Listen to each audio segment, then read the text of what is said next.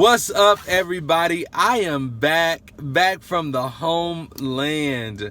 Kemet, Africa, whatever you want to call it, the homeland, the motherland. Oh, it is amazing, y'all. I ask everybody, at least once in your lifetime, you have to go and see Africa for yourself. Don't allow these people to change your mindset of what the homeland was really, what is really like. Now, this video is going to be 10 reasons why I love Africa. So make sure y'all stay tuned. And I'm sorry I am in a different scene today. I got some errands to run, but I did not want to hold off any longer on this video. I've been back for about a week or two.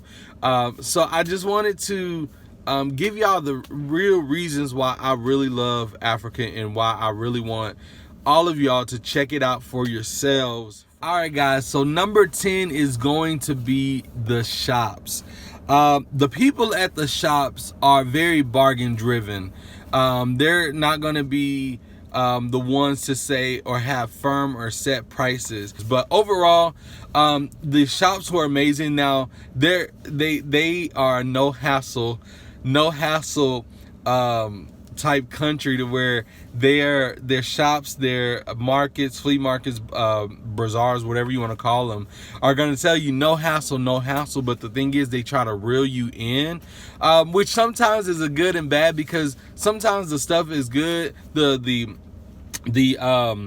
clothing, the merchandise is very beautiful and magnificent out there.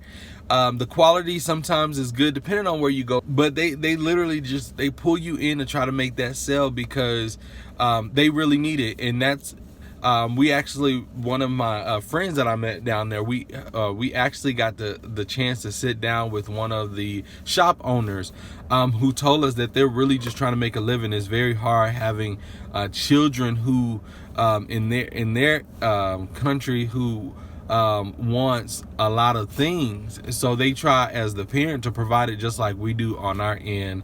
And that's why they're out there, not only to, you know, to support their families, but also to feed their family. And then that brings me to number 9. Number 9 is the people. When I tell y'all, coming from America and having the social medias, the media entirely, the news, whatever you want to call them, having them to have you, to give you a biased view, or instill and brainwash you to believe that certain cultures and people are not meant for you. Although me being more, in a sense, woke or open-minded, I knew for a fact that I'm not going to go into another country thinking all these people hate me.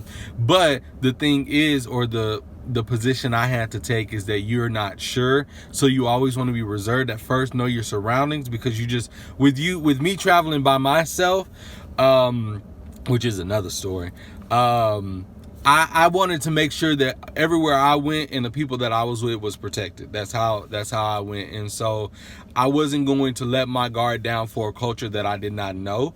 Although, you know, it's a part of our people. But long story short, when I got there, y'all, the people were so loving. They were embracing. We went to 2 villages. One was a Nubian village. The other village, I can't remember what it was. But when I tell y'all, these people cooked for us. Our people embraced us, loved us, showed us different ways, you know, how they live, how they speak, how they just do so many things. It is truly amazing. I mean, I really can't thank them enough. And on top of that, y'all, like, everywhere I went, I'm going to repeat that, everywhere I went, no matter who I saw, what I saw, when I saw it, everybody was saying, my brother, my cousin, what else? Rasta, Rambo, like every name that could culturalize myself with them, they called me. And I was so, it made me feel so good inside, because it gave me a connection with our people. Number 8, y'all, man, It's the food. The food, boy, when I tell y'all that food was so good, I'm a big boy. Like, when I got there, like on the plane, right, they gave me some, so I flew with Emirates. I'm gonna just give y'all a backstory. I flew Emirates, which I wasn't expecting a whole lot of natural scents. But overall, Emirates took care of me. When I ate the food on the plane, I was like, I'm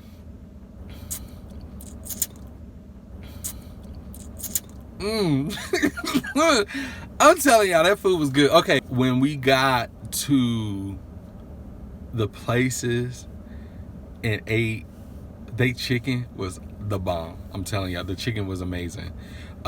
They gave me some, first of all, I tried cantaloupe for the first time, which, it was so sweet and good. I tried so many things. What else? The vegetables out there were amazing. Like, I love vegetables. I really do. But when I tell y'all, they had some good old, they had some dishes. I know I'm rambling because I'm just thinking in my mind on how good this food was, y'all. I'm sorry, I'm supposed to be looking at y'all right here. But the food, when I tell y'all, they gave us some tomatoey, I don't know, I'm gonna show y'all the picture right here. But it was some like okra, some tomatoes, some chickpea. It had a whole bunch of stuff in there. When I tell y'all, it was so good. Ooh, and then on top of that, y'all, because everybody y'all that I've been telling this to, they know I get so excited when I'm talking about just the food out there, because I have stomach issues here in America and eating their food. And every year when I take a trip to another country and I eat the food over there, I have no problems whatsoever. And it's because we eat, the food here is processed, and my stomach doesn't take well to any processed food. I literally have bad cramps, to the point where I can't get out of bed some days. But that's a whole nother story, a whole nother video shoot. But anyways, back to the food. The food, when I tell y'all, I had a baba ganoush. I didn't know what a baba ganoush was, but it was so good. The only thing I said needed a little to that baba ganoush was just a little jalapeno to give it a little a spicier kick to it. Boy, I was on point. Y'all want to know what else? I ate a camel. I surely did. Yes, indeed. I ate a good old camel. I rode the camel. I killed, okay, no, just like, I didn't kill the camel. But on our farewell dinner, they gave us, or we were told before we got there, is that camel and pigeon are a delicacy there. And so we were told that, those are the hypes, and that they told us, is good to try. And so I was like, who gonna eat a stuffed pigeon? Who gonna eat a stuffed pigeon? Now, camels, you just don't see them walking around Texas or the United States, very, often. But pigeons, we'll see them jokers, all the time.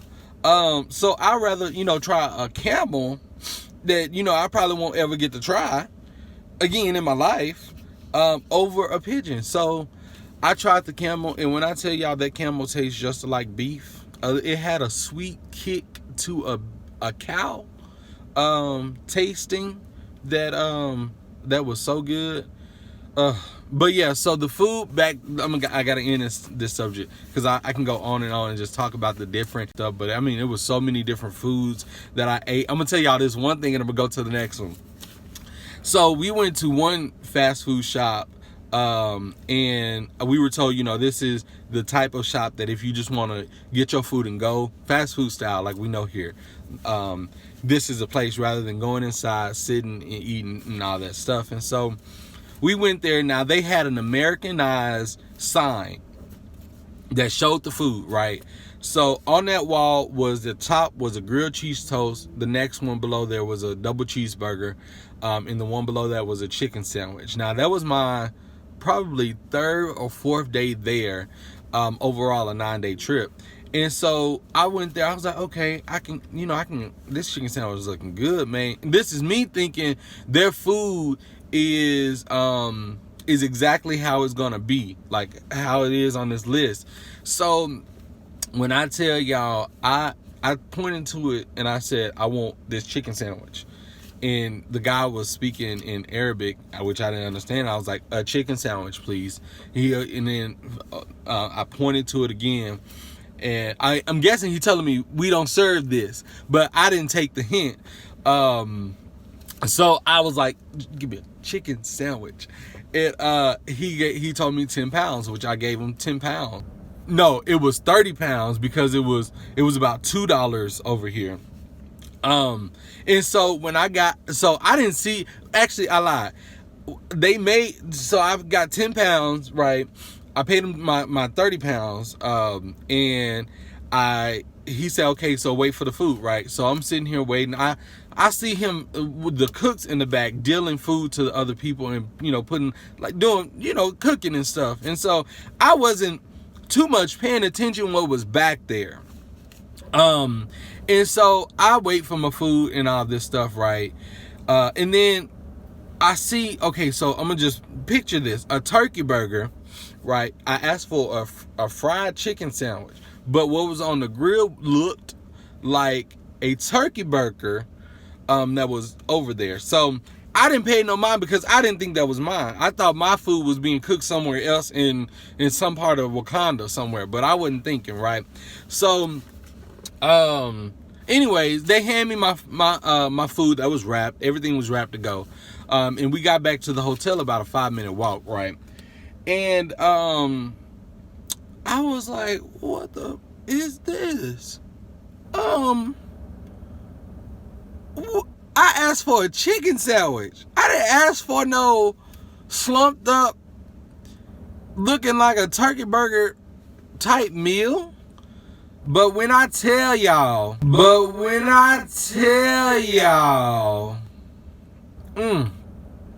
that was the best turkey burger I ever had. Chicken sandwich, whatever you want to call it, that junk was good. I told my friend, I said, I don't know what this is. I could be eating a pigeon for all I know. But it was good. Back to this thing. So I'm going to have to get out my little piece of papers because I want to tell y'all all the temples that I went to. That's number 7, by the way. Number 7 is temples. When I tell y'all these temples were truly, temples, ruins, museums, all of those are truly magnificent, enormous, beautiful. What's another? Colorful. I'm trying to get them all out here. Lord, come through. What else? They hold so much history. A lot of, and this is my conspiracy theory, is that the original people, the original Egyptians, I will say, had their own language. And I feel that with the destruction of so many African people by the colonizers, that language is no longer understandable, or we cannot reach that level of understanding the true power behind what the writings on the wall truly mean. That's my conspiracy theory. Now, you can take it as you want to, but when I tell y'all that just based off what people know so far in just relaying that information, is a lot of knowledge that we don't know. And I'm gonna tell y'all this one time too. Look, don't be believing these people that's called scientists and researchers, and in the context to say that they originally designed and created these things. When we went to One of the temples, which I'm gonna name them all off here just to show y'all where it went, because we get a ticket for every one we go to. But when I tell y'all that they had writings on the wall showing the original medical utensils or facilities and treatments dating back thousands of years before these white people or colonizing people said that they created these things. I mean, it speaks a lot. And that's why I feel that our people knew that one day they could be wiped out, or one day that they could be, one day history could change, or the name of the history could change, and they want their stories to be told and know from the original people what and who actually did what they did. So I appreciate our ancestors for that. So yeah. So we went to the Philae Temple, which you'll see pictures here as I'm talking about it. This temple was truly amazing, y'all. Yeah, it was truly amazing. We went to the Egyptian museums. Pictures will be flowing here as well. So many wonderful statues in there, y'all. It was amazing. We went to what temple is this? It's in Luxor. Oh, in the Egyptian museum was in Cairo. Philae Temple was in Aswan.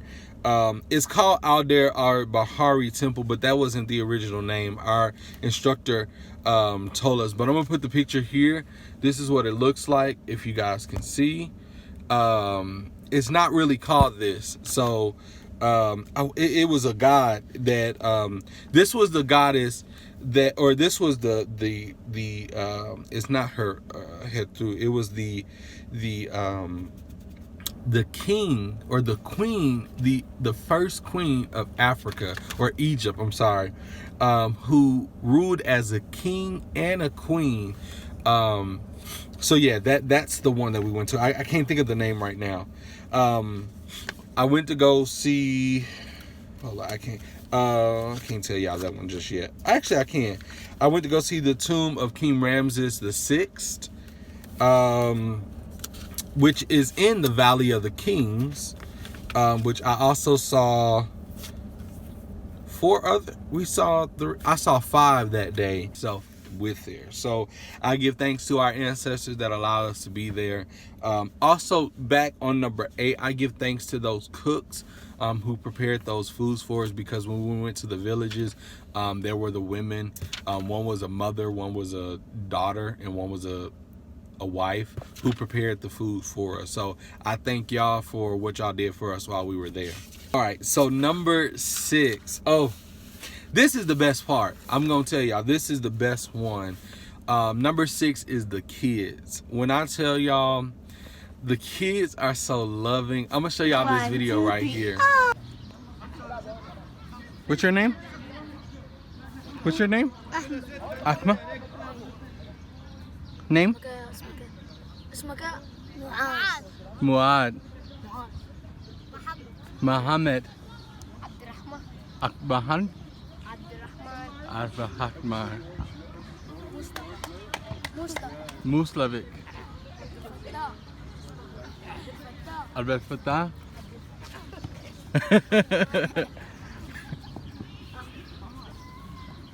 Name? Ahmad. Nice. These kids are, they gave me a sense of what we as kids in the 80s and 90s, I'm a 90s babies, but the 80s and the 90s kids know exactly what I'm talking about. We were constantly outside. There wasn't an electronic that could keep us indoors unless it was nighttime. You know, when we probably was getting ready to go to bed, we'd probably play one game or whatever. But the story or the punchline is that these kids were enjoying life to the fullest. They used everything that they could and find to enjoy life. I saw one kid just pushing around a tire, and he made that tire look so fun. I wanted to get out the truck and go play with him. I mean, it was truly impactful, and I really did love them I mean, you really did not see one electronic device in their hands. Although, like when we went to the shops, the guy there was telling us that he tried to provide for his kids in that fashion because they want the new and the latest. But when we went there, I mean, these kids didn't even think about having a phone, having an iPad, a laptop. I truly wish that we can go back to just doing that, because you really get to enjoy your youth. And really, I mean, those are, I mean, just thinking about it back to myself, I miss those days when we would just go outside and roll down Grandma's hill. Or, I mean, just do anything, walking barefoot in the sand or the dirt, making mud pies, all that stuff. I mean, those are the things that I was seeing out there, and I was like, sense of home. So to the kids, I thank y'all for embracing your youth and giving me a memory to live on for, and to, I mean, reminisce on my childhood entirely. So I give thanks to you for that. Can you guys say bye? Bye. Bye. Bye, Julissa. Number 5. Number 5 is very meaningful to me, and because before I made and planned this trip, I was asking a lot of my friends to take a birthday trip with me. Every year I go on a trip for my birthday. This year was 25 for me, so 25 was me being and coming into a new life as a quarter of a century. I take those pretty deep. I mean, although this is my first time, but I mean, it means a lot, especially with me being on a spiritual journey. I felt that I needed to be in a place of home for my 25th birthday, or being a quarter of a century. So when I was originally looking into places and asking people, you know, my original thought was Jamaica. I wanted to go to Jamaica to celebrate my birthday. And then it changed to New Orleans.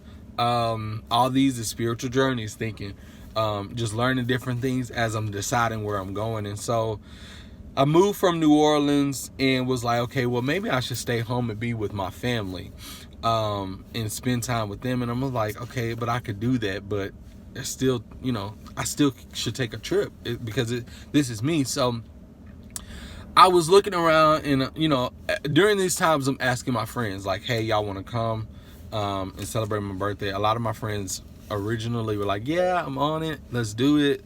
And they started to back out. A lot of people didn't have the money, a lot of people didn't have the time, and a lot of people just didn't want to go. And so with that, I mean, I really didn't consider these people my friend no more, because it's like, okay, I do so much for y'all, and I put so much effort into y'all celebrations, all these different things.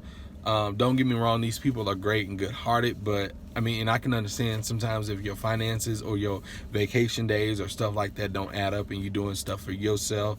And it had me to realize, long story short, that I had to do something for myself. I didn't have to depend on friends. I didn't have to depend on family. I didn't have to depend on nobody. I had to do it for myself. And that was the biggest hump that I had to cross when deciding to take this trip to Africa.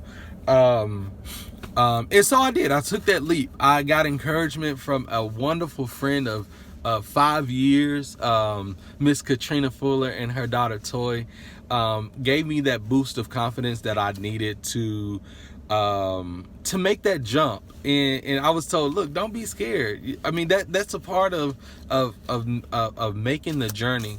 If you're comfortable, you're never gonna get nowhere in life, because you're not taking risks. And so I took that risk and I took that leap of faith and I went, and I really had a good time. And that brings me to number 5, was making new friends.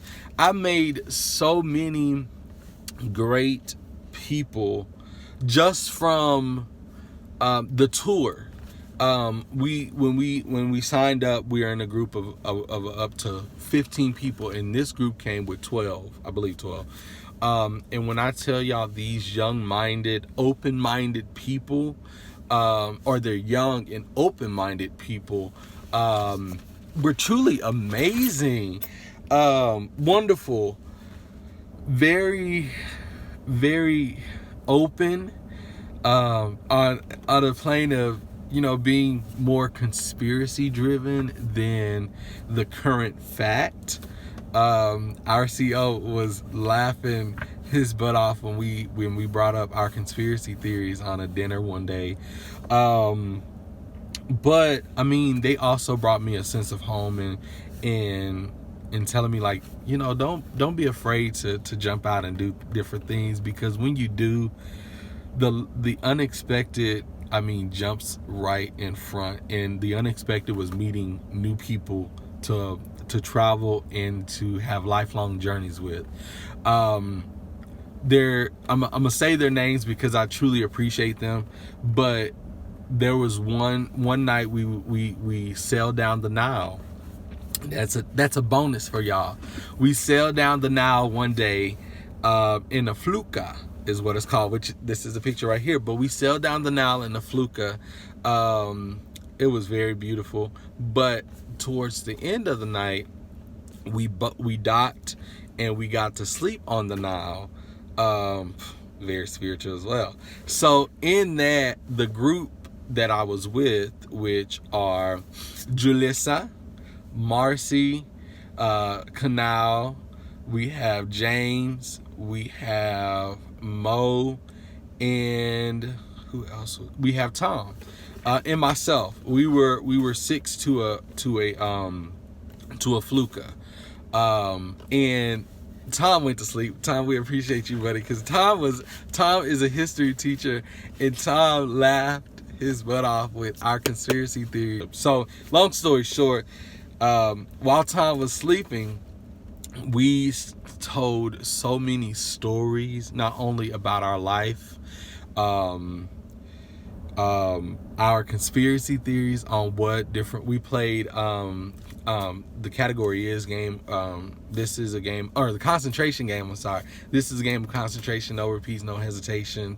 The category is, and our categories were conspiracies. So we went around naming different conspiracies, and when people didn't know, we stopped and we talked about that conspiracy. So being able to, we spent like an hour or two, because we couldn't sleep. It was very hot that night. There were no breeze, and then there was flies. Let me take that back. There were flies in the area that were kind of just very annoying. So we could not go to sleep without a fly on our face like this, or on our body. Oh, sorry, my bad. I'm looking at different people looking at me. But yeah, so in that time, y'all, we literally took the night under the stars on the Nile, talking about different things. And I say that to say that it just brought us close.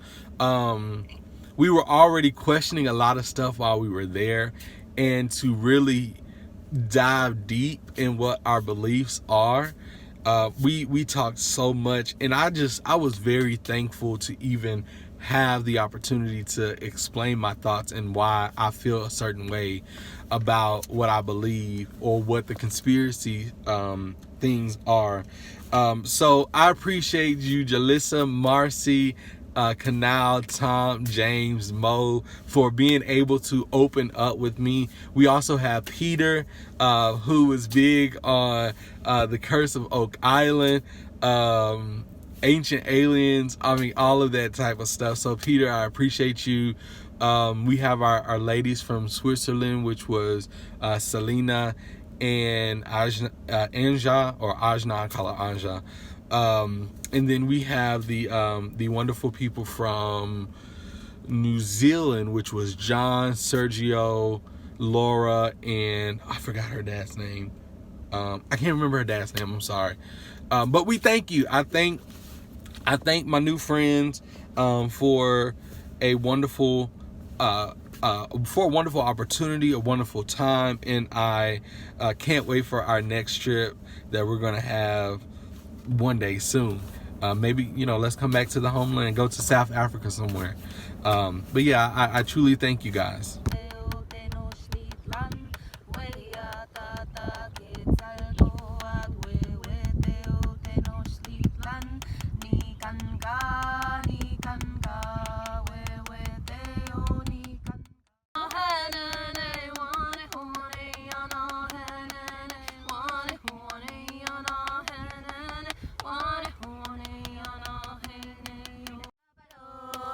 papalot, sin papalot. Hey Anna, hey Anna, hey Anna, no, hey nay, quetzal papalot, hey nay, oh hey.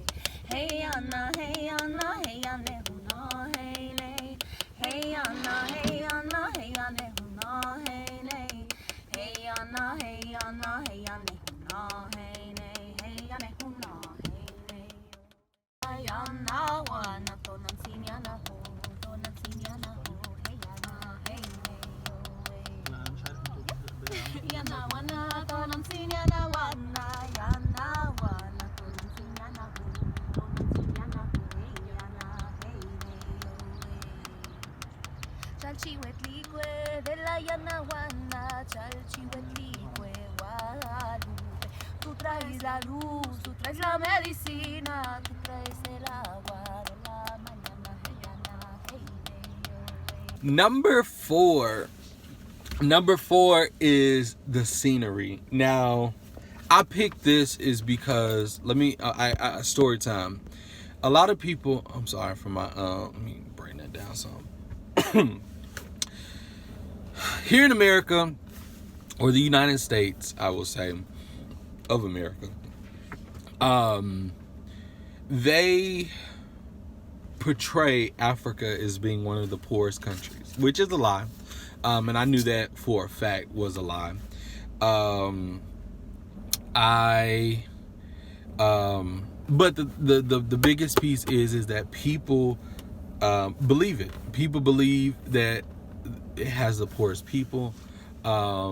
The people are anorexic, well beyond anorexic, have the bubbling stomach.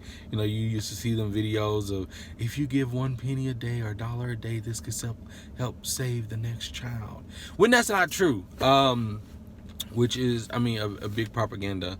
But Africa is one of the most beautiful places. The landscape, the greenery, the flowers, the sky, they're all so beautiful. I mean, and vibrant. Like, I was expecting more so just desert style, because how we see Egypt is more of desert, which, I mean, certain pieces and parts were a lot of desert areas, but when I tell y'all it's so much life in the motherland, don't let and I chose this to say, don't let these countries that you're in, or the media that you watch, the social media devices or whatever, to make you believe that Africa is poor. Africa is actually rich, not only in its natural resources, hint hint, which these people keep trying to colonize the country for, but I mean, it's so beautiful. Don't let these people, you know, deter you from that. It is a very beautiful country. What else? Oh, the biggest piece is, which Tom will say that it's a conspiracy theory of it all. There's no clouds at all, guys, in Africa. So it makes you to believe, heck, what are these things in this sky? Because I did not see, or there were no cloud at all. My entire 9 days of staying in Africa, there were no cloud in the sky. It was bright, beautiful, a vibrant blue the entire time. I was shocked. I kept asking our CEO,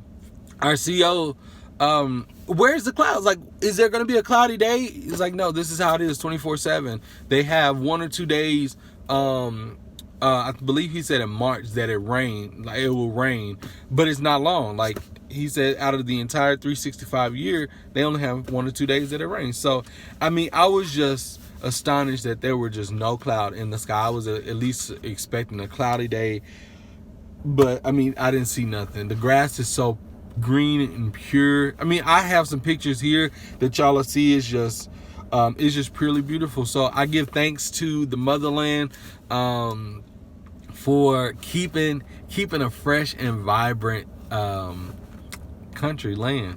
Yeah, so that was number 4. We're getting close, y'all. We're getting close. All right, so number 3, Number 3 is being able to go to the Valley of the Kings and seeing King Tutankhamun's burial chambers is what I'll call it. I can't remember the official name. Tomb, whatever, Tomb of Tutankhamun. King Tut is what most of you guys know. Now, as you guys know, King Tut died 3,300 years ago, which is, I mean, to see something that's still intact, preserved, and still, I mean, looked good, that died 3,300 years ago, 3,300 years ago. I mean, it's something. It tells you something that they did right. Long story short, that's what we got to see with King Tut, and it was just very emotional, breathtaking experience to see.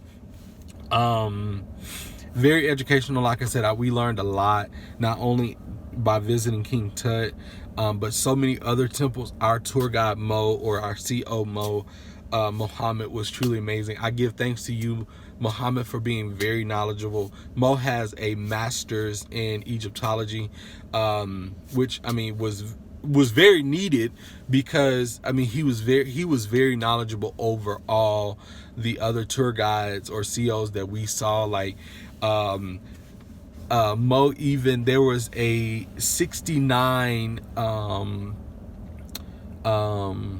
tomb that they had just started to surface a couple years ago.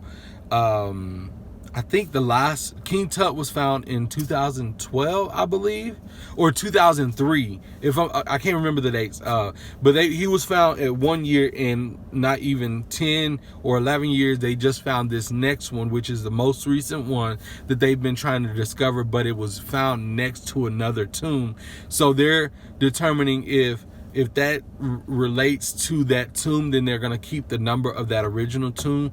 But if it does not go back to that tomb, then we've just discovered another burial ground for the kings of Egypt. So that's that.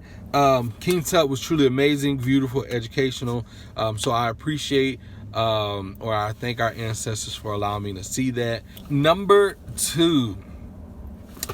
two is price overall for the trip. The trip was truly amazing, as you guys have been hearing.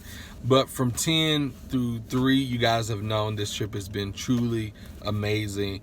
And the biggest piece is the price. On number 2, the price overall was cheap to me, because when I used to look just to go to Africa, I would look from American, and obviously knowing that you're not going to go just from America to Africa. You have to make a stopping place. And so with my trip, my stopping place was in Dubai. I was in Dubai for about 3 hours. And then from Dubai, I went to Cairo. So when I was originally looking for flights and stuff like that, my flight alone for a two-way trips were $5,000. And I was like, oh, child, I don't know if I can do this, or if I do, I really have to save up. And so the company that I currently, get a paycheck from, gives us incentives or benefits for travel on a personal level. And so I looked to them one day and I was like, okay, let me see what they got, because obviously I'm about a month out from my trip and I really need to plan something. I got money saved up for me to, make a trip or whatever. So let me see what they got. And when I tell y'all, I was seeing so many cruises, so many different vacation packages and stuff like that. I saw Madagascar. I was like, oh, I said, okay, I'm interested in that. And Madagascar was the first thing I saw that was in Africa. And so I was like, okay, well, let me reach out to them and see. And so I reached out to them that night. I emailed them and was like, hey, I saw this. Can you give me the prices on Madagascar? Because that would be a fun trip. And so as I was finishing up, there was like 10 pages, and on one page were about 30 things that you could of the different vacations. So I went through all 10 pages, and when I tell y'all, on page 9, Africa was on there. It was called The Best of Egypt, and I was like, oh, okay. And that price was $1,600. When I said, oop, I said, I'm booking this right now. I said, forget everything else. Forget we need to go to Jamaica, Madagascar, New Orleans. Forget all that, fam. Forget all that. I said, I'm going to Egypt. I said, look at you ancestors working in my favor, you know? Long story short, when I tell y'all the price that I could have did on my own if I just researched and looked, the price was $2,900, fam, with flight, hotel, excursions, the travel guides, food, all of that included, fam. $2,900. $2,900, fam. Let me look at you. $2,900, fam. I was like a blessing in disguise, man. I'm telling y'all, when my travel agent, he did that. So, I mean, it was an amazing deal. As you guys can see, a truly amazing experience. I'm so grateful to my travel agent for being able to find me the best deal. And what I want to do, y'all, I want to be able to travel all parts of Africa to show y'all what's the good part. I feel that Africa is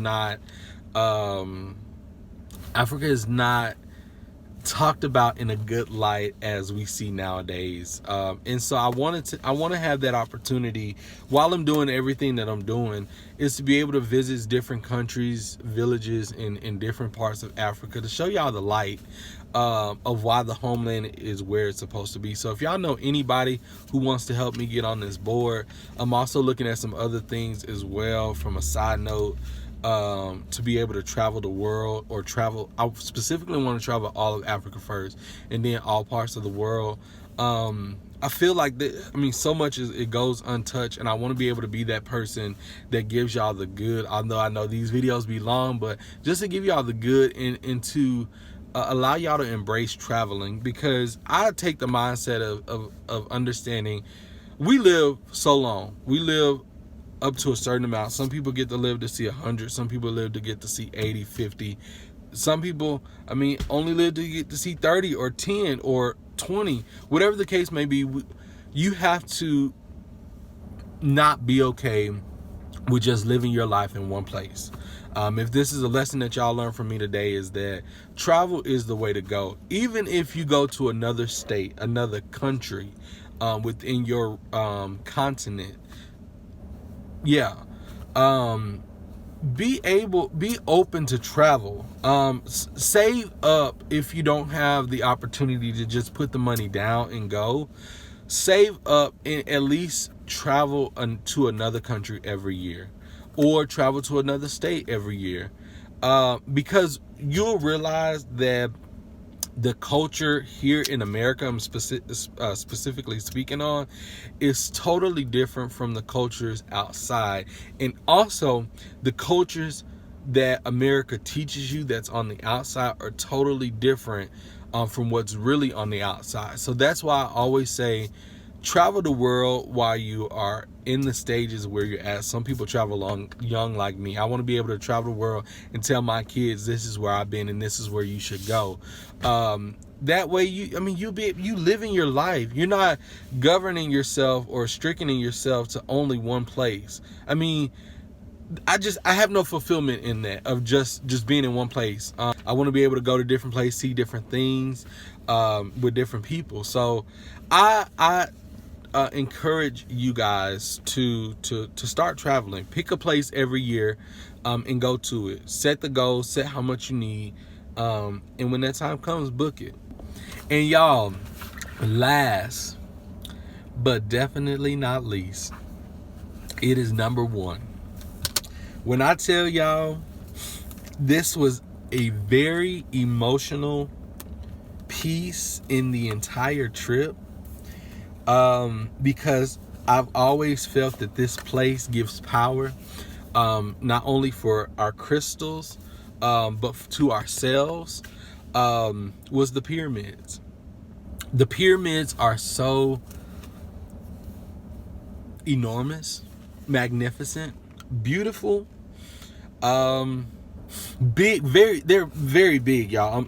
Like, I literally stood by one stone, and that stone came up to my neck. When I tell y'all how did they do that, it's still not unanswered. And I even asked our tour guide, or our CO, I keep calling him our tour guide, like, how did they do it? Like, do people know nowadays? And it's still, no man-made machinery can replicate the building of the pyramid.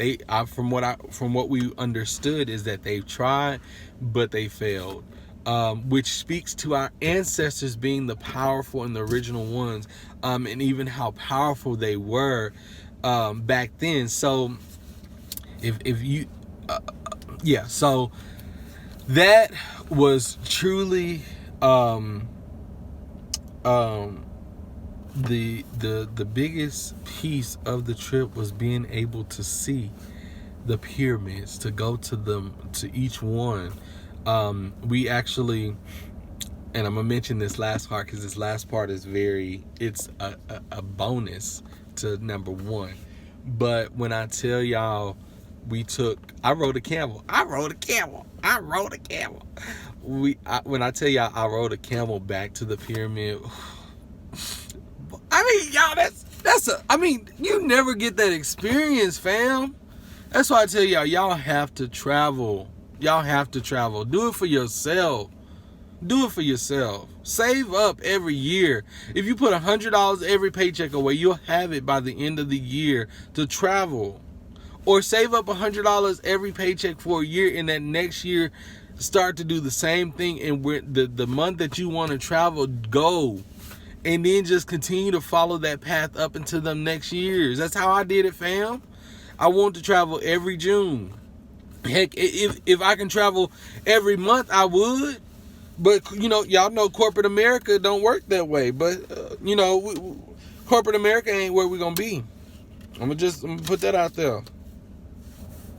But no, so back to number one with the pyramids, y'all. The realness to number one was being able to go inside of the pyramid. I did not know that was possible. I only thought the excavators, the scientists, the researchers were the only ones that could go inside the pyramid, because every time I saw a picture, they had ropes that looked like it blocked off the entrance. And so I thought we were just gonna go there and just look at it and just be astonished by how big and enormous they were. But like the day before we went to the pyramids, our CO told us that we would have the opportunity to go inside. I was like, what? Oh my God. And so, long story short, when I tell y'all, you walk in, I'm not going to give the spoiler what's at the end, but I'll tell y'all the journey, because, so I was going to give y'all a whole spiritual lesson with that. But yeah, so when you walk in, and I'm going to visualize it. When you walk in, you like do some curving with some, you see the same limestones, I think is what they are, as you're walking in. Now, you can't take pictures whatsoever, but I'll show y'all right here. Actually, I'll show y'all an overlay. You walk in, you go up a little, the staircase is very, because there's a wall. I'm gonna just say there's a wall, and as you walk up, like, your head hits the wall, so you have to bend down and crawl, right?